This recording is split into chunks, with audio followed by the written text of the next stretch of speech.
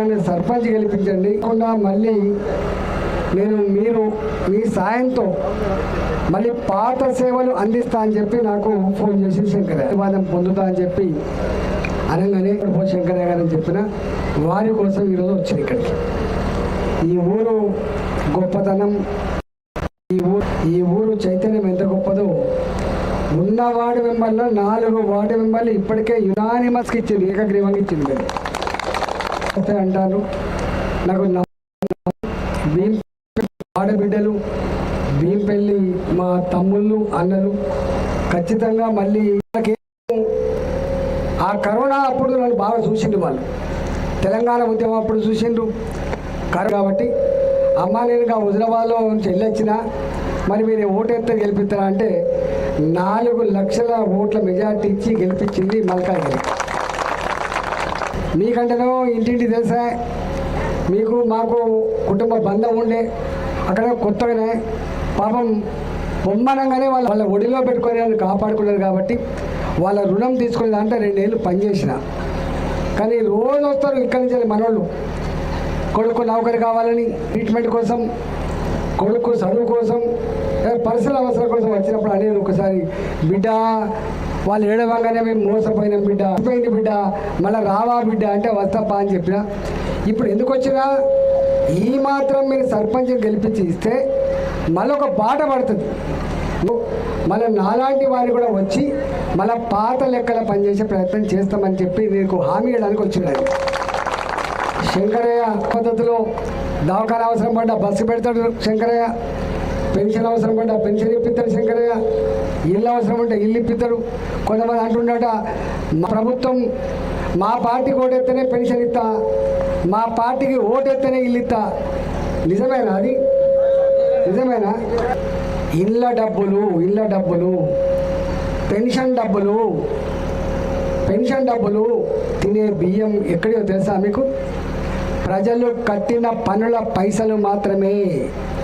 మీకు తెలియదు cycle motor కడితే ఎంత ట్యాక్స్ కడతావో, ట్రాక్టర్ కొంటే ఎంత ట్యాక్స్ కడతావో, ఒక బ్రాండ్ సీసా తాగితే ఎంత ట్యాక్స్ కడతావో, సబ్బు బిల్ల అగ్గిపెట్ట కొన్నా కూడా ఎంత ట్యాక్స్ కడతావో. మీరు కట్టిన పనుల పైసలకు మేము జీతగాళ్ళం కాపాడాలం తప్ప మేము ఆ పైసలకు ఓడలం కాదు. నేను కూడా ఎమ్మెల్యే ఉన్నా, మీకు తెలుసు. ఆనాడు పెన్షన్లు ఆగిపోయినాయా? ఆనాడు రేషన్ కార్డు ఆగిపోయిందా? బియ్యం ఆగిపోయినాయా? కానీ ఇవాళ ఒక మాట చెప్పిపోదామని వచ్చిన. వీళ్ళు బాగా మాట్లాడుతున్నారు కానీ మీరు ఎప్పుడైనా గ్రామ పంచాయతీల సిబ్బంది అడగండి, నీ గ్రామ పంచాయతీ సఫాయిలకు జీతం ఇచ్చేది, నీ సఫాయిలకు జీతం ఎక్కడ వస్తుంది తెలుసా? మోడీ గారి నుంచి వస్తుంది, కేంద్ర ప్రభుత్వం నుంచి వస్తుంది, గుర్తుపెట్టుకోండి. మీ చౌరస్తాలో పెట్టిన బల్బులు, వెలిగే లైట్లు ఎక్కడ తెలుసా? ఢిల్లీ నుంచి వస్తుంది. కానీ ఢిల్లీ అంటే మోడీ గారు అంటలేదు నేను, మీ పైసలే కావచ్చు కానీ ఇచ్చేది మాత్రం కేంద్ర ప్రభుత్వం.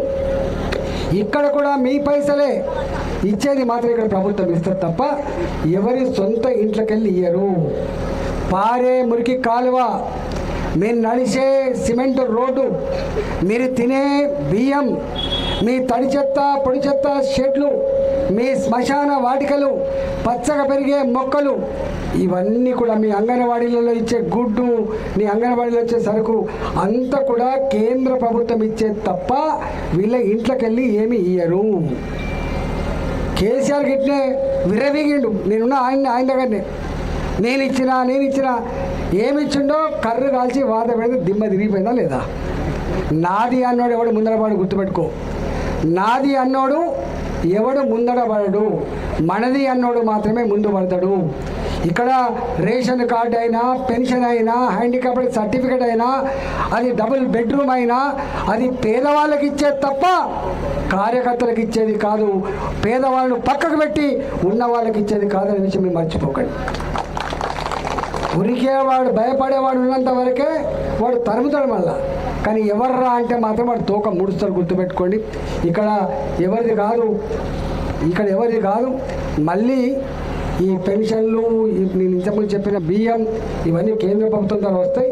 మళ్ళీ భీంపల్లిలో 2 ఏళ్ళు అవుతుంది ఎవరు దిక్కులేడు. నేను ఒక్కడే అడుగుతున్నా. ఆ రోజు వాళ్ళు మాట్లాడగానే సప్పటి కొడితే మీరు ఎత్తివి 1200 కోట్ల రూపాయలు కేసీఆర్ తాత దగ్గర తెస్తా అంటే ఎత్తివి. వచ్చిందా అమ్మ ఎప్పుడైనా మనం వాడకట్టుకోండి? ఎవరైనా వచ్చిండ్రా?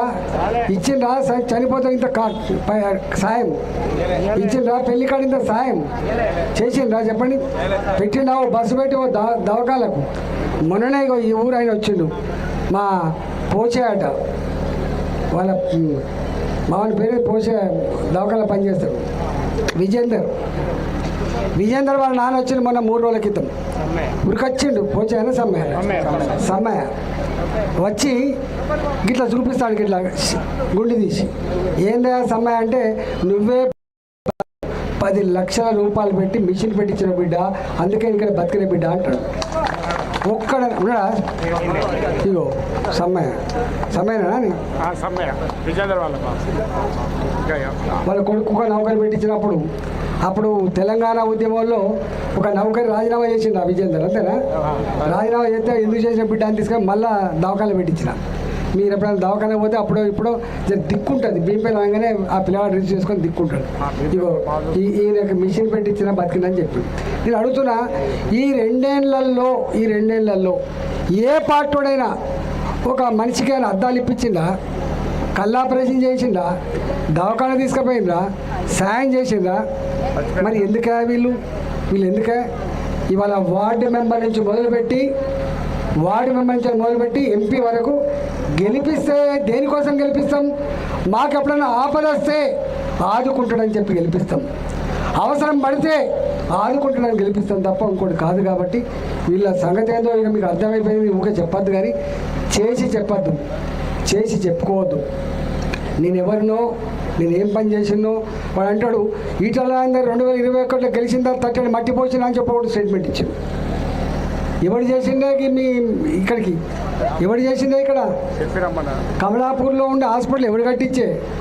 ఇంకా బస్ స్టాండ్ డబ్బులు ఇస్తే కట్టించే తెలివి లేదా ఉన్నదా చెప్పండి? కమలాపూర్ బస్ స్టాండ్ డబ్బులు ఇస్తే కట్టించే తెలివి లేదు. ఇవాళ ఎవరు కట్టించిందా? ఇవాళ ఉండే నాకు ఈ రోడ్లు కట్టకాడు ఎట్లుంటుండే? మీ కట్ట కింద రోడ్డు గతుకులు ఉంటుండే. ఏమైపోయింది ఇలా? అందువల్ల ఇవాళ మాటలు కోటలు దాడుతాయి, కాళ్ళు మాత్రం తంగెలు దాటమని చెప్పినామో ఇవాళ అక్షరాల సత్యమైంది. కాబట్టి మళ్ళీ మన పాత పద్ధతిలో ఈ ఊరికి రావాలి. మేము ఎప్పుడైనా పనికి మళ్ళీ సర్పంచ్ గారిని గెలిపించండి, వారి వార్డు మెంబర్ గెలిపించండి. తప్పకుండా భీంపల్లి ప్రజలకు మళ్ళీ కాలుకు ములుగితే పన్నుతో పీకే పనిచేస్తాడు శంకరయ్యకు అండగా తోడుగా నేను ఉంటా అని చెప్పి మాట చెప్పడానికి వచ్చిన. కాబట్టి దయచేసి మీరు శంకరయ్య గారిని నిండు మనసుతో ఆశీర్వదించి మళ్ళీ మన గ్రామంలో ప్రజల సమస్య పరిష్కరించుకోవాలని చెప్పి కోరుతూ సెలవు తీసుకున్నా. భారత్ మాతాకి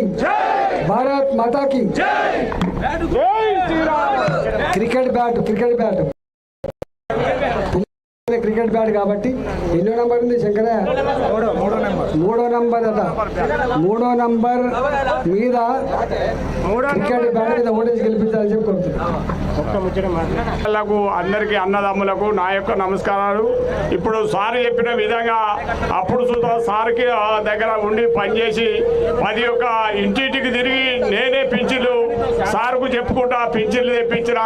ఈ దాదాపు 3 కిలోమీటర్ల నర కొలితేసుకపోయి మొత్తం టోటల్ సీసీ రోడ్లు చేపించిన. ఇక్కడనే సార్ సుధా పోషమ్మ తల్లికి 3 లక్షలు ఇస్తే పోషమ్మ గుడి నిర్మించడం, భూలక్ష్మిని నిర్మించడం.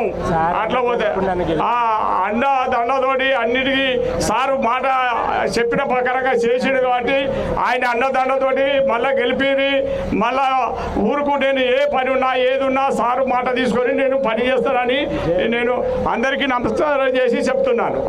జై